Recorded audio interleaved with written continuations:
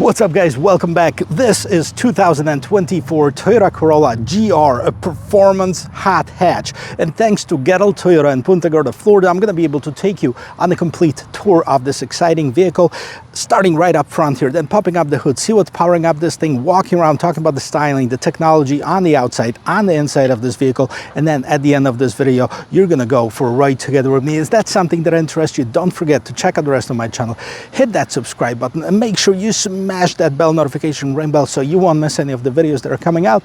And now let's get back to this.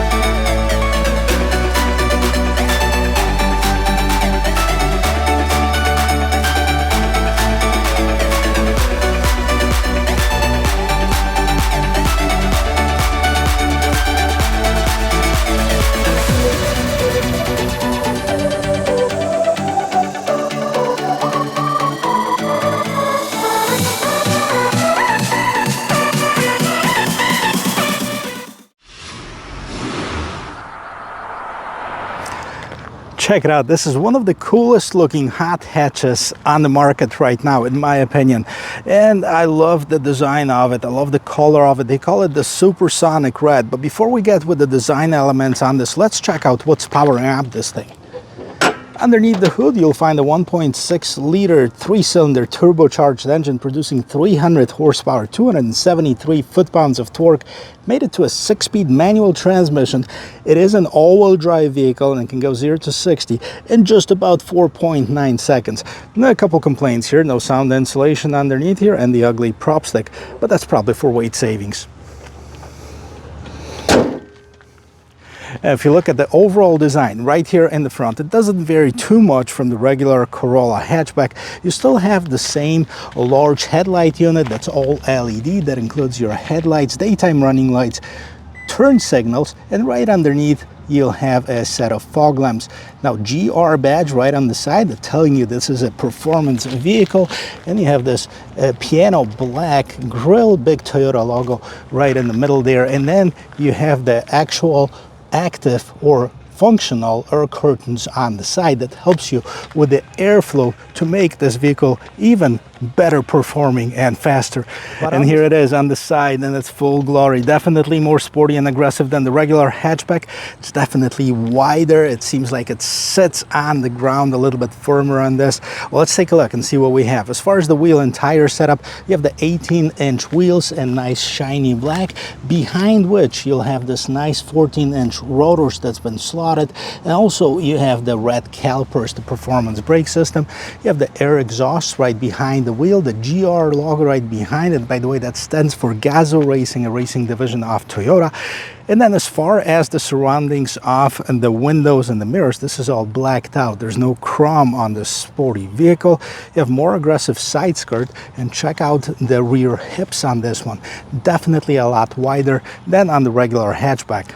The mirrors itself are in shiny black, and then you have the turn signals and the blind spot monitoring system right inside of the mirror. And then, of course, this vehicle is equipped with a smart entry system. In order to unlock it, all I have to do is put my hand inside of the door handle or touch it on the outside to lock it.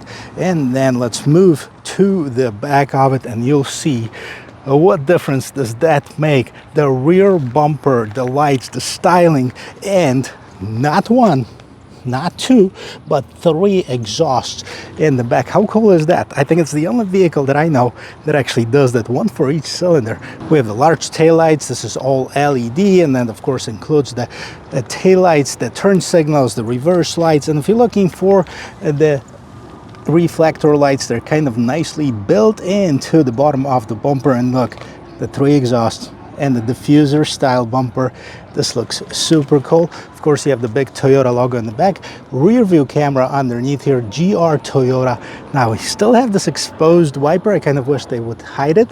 And then the third brake light. Let's see if we can store or carry anything inside of this vehicle. The hatchback's supposed to be practical, so it's easy to put stuff in and take it out of this vehicle. Not a whole lot of room in here, but definitely enough for a couple carry-on suitcases, maybe one large one. So let's see if we have a spare tire in here. Nope, this one does not have it. It's got a fix-a-flat, it's got a battery right underneath here, and just a little bit more organization and storage compartments. You have the cargo cover that's removable if you like to, and you can fold the seats 60-40 if you need more room. Well, this is a 5-door hatchback. We'll see what we have as far as the cargo room. Let's see what we have for passengers. Right here in the back, this is all hard plastic, so that would be my complaint. If you're putting out a vehicle that costs as much, you probably should use some more premium materials in here. And then, of course, you have a little bit more padding right here on the armrest, a little bit more storage, window control, and the cup holder. And as far as the seats, so I have this kind of micro suede looking material in the middle with this leatherette on the side. You have the armrest that folds down, has the cup holders in it. You have 3 seat belts, but I think 2 people might be comfortable as long as they're small. The third one, because of this bump in the floor, probably not as much. Now, this seat in front is adjusted to my regular sitting position. I'm going to attempt to get inside and see if I can sit behind myself. I've always been told to manage my expectations, so this is a compact vehicle, so I wouldn't expect it to be huge. It is tight, definitely it is. Now, I have enough headroom, I have enough shoulder room, don't have enough knee room. I'll show you that in a bit, and definitely 2 people in the back. Third person would be almost impossible. So here it is, my knees are touching. This seat is adjusted to my regular driving position. I'm 6 feet tall, so I could drive comfortably with this manual transmission vehicle. And we're gonna jump inside the front and I'll show the rest of this cool interior. And before we get inside, let's listen to the sound of the closing door. Boom, as solid as it could be. Very nice. What do we have on the side here? Well, sadly, this is still hard plastic, and we have a little bit of padding right on the armrest. Nothing too unusual about this front door panel. If anything, I'd say it looks kind of poor comparing with some of the competitors. So you have the window mirror lock controls, and you have a little bit more storage underneath here, and the speaker that's built inside of here. Now, let's check it out. First of all, let's take a look at the pedals right here. Nice sporty pedals. They're the right distance apart. Some of them are kind of too close together. This one, I don't find this to be a case. And as far as the seats, definitely more aggressive seats. They'll hold you in place. You have the GR right on the headrest right here, and this is kind of this one-piece seat, nicely bolstered. This is manual adjustment on the seats, both driver and passenger. You have this micro suede in the middle, and the sides of it, this black leatherette with the contrast stitching. And look at this interior. Now, before we get inside, let's check it out what we have on the left-hand side of the steering wheel. So you have your dimmer, you have your automatic lights, odometer, trip heated steering wheel. You have this heater for underneath the windshield wipers. IMT. I'm going to press that button and see what that does. And this is it. Let me jump inside. I'll show you the rest of it. And here we are in the interior of this 2024 Toyota Corolla GR. Looks very similar to the non-performance version with a few differences right here. First of all, a manual 6-speed transmission, and the shifter looks so cool. Now, if you look at the rest of it, as far as the dashboard, this is soft touch material. I wish they used that on the door as well. This is kind of a fake leatherette, but that looks decent. Of course, you have the vents on the side, JBL's stereo. There's no head-up display. And then scrolling down here, the steering wheel looks a little bit different, more performance-like, but still now flat bottom. GR right at the bottom here on this kind of gunpowder metal finish. And then you have a bunch of buttons on the right and left hand side. Starting with the right side, you have controls for the cruise control, adaptive cruise control mode for your stereo, as well as the seek and track function. On the left hand side, you have controls for what's going on inside of the instrument cluster. We'll go through that in just a second. You also have the volume control, voice control, phone, and the back button. So 12-inch fully digital instrument cluster right here. It's pretty cool. You can change what's going on the right hand side. So you have the gauge pack that gives you the temperature of the coolant, oil, and oil pressure, and then it gives you the total average miles per gallon. We're going to talk about that in a second. And the turbo pressure. On the right hand side, you have the adaptive cruise mode, and then you can change that to the G meter. And then in the middle, you have a huge tachometer with the speed displayed in the middle there as well. You can hit the settings, you know, so you have the lane departure assist, blind spot monitoring, pre-collision sensing, rear cross traffic alert. Then you have other safety features in here in the meter settings, so you can customize that as well. Hold OK to change settings. Now you can change the units, language, meter type, rev indicator, rev peak, fuel economy, drive info items, trip A display, trip B items, pop-up display, default settings. So you can customize all of that if you'd like to.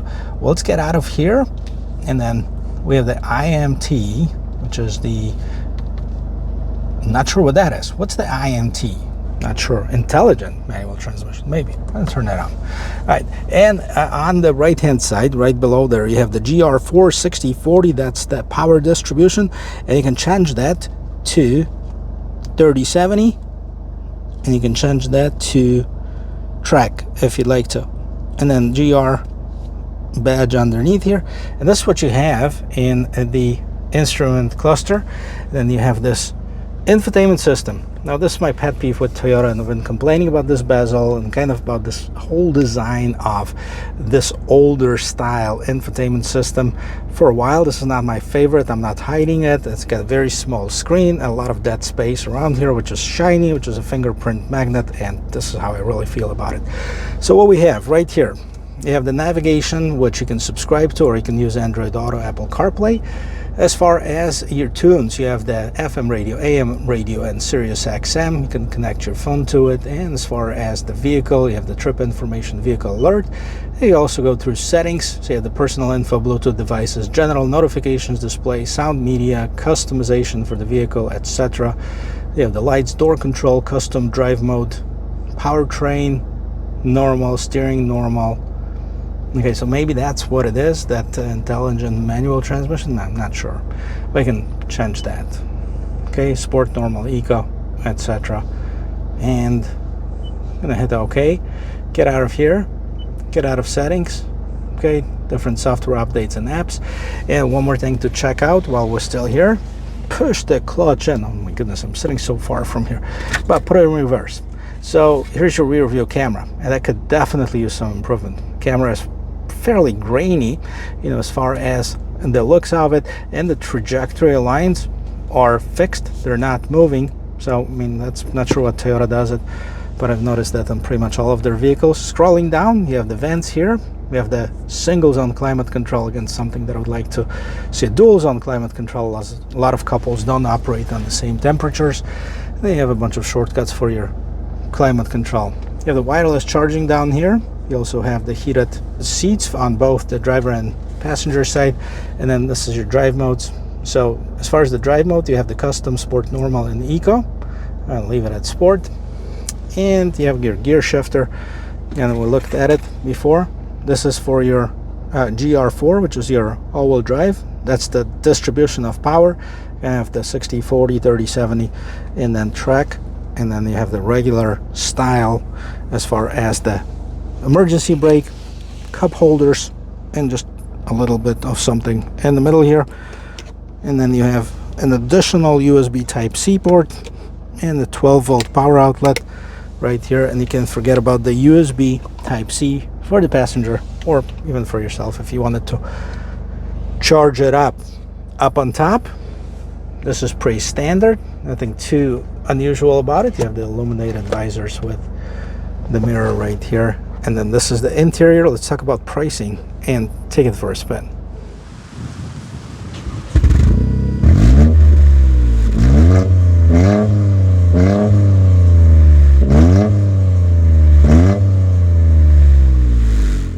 About a month ago, I was back at the Sebring Raceway, and then they had the GR Racing. At that time, they had the Toyota Corolla GR Circuit Edition that's sitting there, and I go like, wow, that looks wonderful. But then I started asking questions, and they said, well, you know, the performance is the same as on the Premium or the Core, which are the two other levels, but it has nice carbon fiber roof, carbon fiber trims, a little bit different spoilers in this, and that's what you pay a lot of money for. So let's take a look at the pricing. So the Core Toyota Corolla GR is at $36,100, the Premium, which I'm sitting in right now, $39,920, and the Circuit at $44,740. It's kind of steep if you ask me, but it's a pretty cool looking vehicle. Same engine, same transmission, same suspension, same brakes on all three of them. So it depends on what you want. This kind of is the sweet medium. It's got a little bit upgraded stereo, yeah, nice on the outside. That's still at $40,000. That's quite a bit of money. Now let's take it for a spin really quick. I like how it sounds, although I tell you, this is a 3-cylinder engine, performance engine. I mean, it sounds good, but it's not going to sound like the growl on the 5-liter Mustang, for example. And we're going to start with the turning diameter right here. Let's see. No surprise here. It is a compact vehicle, so it's going to have really nice and tight turning radius right here. Also, you know, as far as the body roll, I mean, this thing is on rails. Definitely stiff, which is the way it should be. You can feel the bumps, but it's still, the suspension is not too stiff. It doesn't, like, I mean, it still gives you that comfort of the everyday driver. And we're going to be able to check it out on that speed bump right here. So let's see the suspension. Oh yeah, definitely stiff. That's the way that this vehicle should be. That's the beauty of it. But it feels very well put together. And you know, we used to have a lot more of the hatchbacks. Right now, as far as the performance hatchbacks, of course, there's Golf R, which is what this is direct competition with. And then we have the Honda Civic Type R, and we have this. Now also the Hyundai Elantra N, 270 horsepower versus 300. Then we have just over 300 on both of the Civic and the Golf R. This one tested out just a little bit quicker than the Golf and the Civic. This is not my vehicle, so I'm not gonna beat on it, but I want to test it out and see how it goes. So let's see. Short shifts, nice. Definitely has a lot of pickup and go. It's 4.9 seconds, 0 to 60. So very quick, very agile vehicle. In the transmission, you know, it's been a while, and each manual transmission feels different, but some of them are a little bit harder to get used to than others. This one is pretty easy, actually. Not bad at all. Downshifted. You can definitely see it's a driver-friendly vehicle.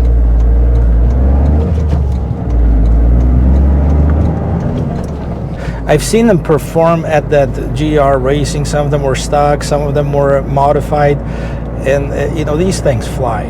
So nice to see that Toyota finally came up with their own sports car. But you might say, hey, they have a Supra, they have the GR86. But yes, you have to remember that both of those vehicles, while great, they are built in collaboration with other manufacturers. So Toyota Supra, for example, has the BMW powertrain, the engine and the transmission. That's the BMW Z4. It's a lot of fun. I mean, I love it, but it's technically not 100% Toyota. Same thing with the GR86. It's in collaboration with the Subaru. Beautiful car, but then again, this is not 100% Toyota. This, on the other hand, is. And you know, it looks great, it feels great as far as the performance of this vehicle. And you know, I wish I had a little bit more time with it, and I wish that this vehicle was fully broken in so I can unleash the power of it. But definitely it moves. It is a very quick, agile vehicle. Now I know what all the buzz is about. It takes a special customer for it though, so this is more of a driving enthusiast. I don't see people that are just going to be like, okay, what Corollas you have in stock? Oh, you have a GR? Oh, I'll take that. Because A, you have to know how to drive a manual transmission. B, you have to appreciate the technology and the engineering that went into this vehicle. And you have to be able to handle and enjoy that 300 horsepower. So if you are one of these people, definitely check this out. I don't know what they're selling this one for. It is available for sale as of the time of this filming. It just came in this morning, and I literally rushed into the dealership because I know they have some people that are interested in it, and they usually fly off the shelves really quickly because it is a limited number of vehicles that are produced, plus limited numbers of customers too. But you know, it is a nice one. 39,200 starting MSRP. This one has one option, that's the special color, which is the Supersonic Red. Beautiful color. Gas mileage, one thing we didn't talk about: 21 in the city, 28 on the expressway. Combined is 24. So it's good enough. Back in this parking lot, let's sum it all up.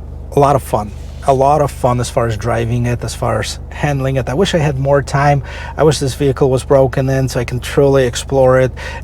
But for that very short period of time that I had it on the road, it kind of gave me the idea of what's it capable of, and you know, we can always build off from there, because this was a really short test drive. This vehicle is for sale, by the way, at Gettle Toyota of Charlotte County. So as you can see, I didn't beat on it. You can safely go in and buy it if you want to, but they do have a few people that are coming in. That's why I rushed into the dealership to do this review for you. So a lot of things that I like about it: the engineering, the 300 horsepower, the four-wheel drive, the handling of it, the agility, the stiffness of this vehicle. This is all the cool things that I like about it. With that said, you know, I think Toyota missed out on a few things when building this vehicle, especially when pricing it out at, you know, mid or high 30s to the mid 40s. And you know, that is the hard plastic right here on the door. You have this, well, let's face it, that's an ugly bezel right here with this infotainment system. Yeah, it's small, it's not very functional. The rear view camera is grainy. It also has the one single zone climate control. I wish it had a dual zone climate control. And you know, that's it. You know, those are the things that I could see improvement on. Everything else is great. But if you are looking for a vehicle like this, you can probably care less about the stereo, about the screen, about anything of that. I mean, that's cool, that's fine and dandy, but the performance, the feel of the vehicle, that's 100% solid. So if you're looking for one, don't forget to check out the guys at Gettle Toyota here in Punta Gorda, Florida. And if you like watching videos like this, check out the rest of my channel. Hit that subscribe button, give me the like, and smash that bell notification ring bell so you won't miss any of the content that's coming out. And I'll see you in my next video. Cheers.